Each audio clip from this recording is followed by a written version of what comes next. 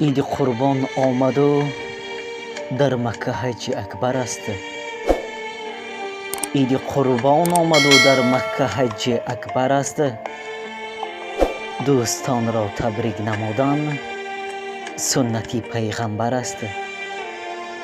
مبارک مبارک ای برادر عید قربان، خدا رزق تو را سازد فراوان. بر پیکر عالم وجود جان آمد، صد شکر خدا که امتحان به پایان آمد. از لطف خداوند خلیل الرحمن یک عید بزرگ به نام قربان آمد.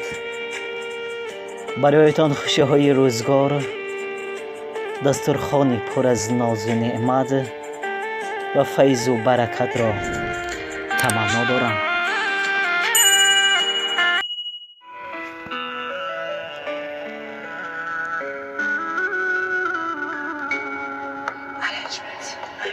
عید قربان آمد و در مکه حج اکبر است. عید قربان آمد و در مکه حج اکبر است. دوستان را تبریک نمودن سنتی پیغمبر است. مبارک مبارک ای برادر عید قربان، خدا رزق تو را سازد فراوان. بر پیکر عالم وجود جان آمد، صد شکر خدا که امتحان به پایان آمد. از لطف خداوند خلیل الرحمن یک عید بزرگ به نام قربان آمد.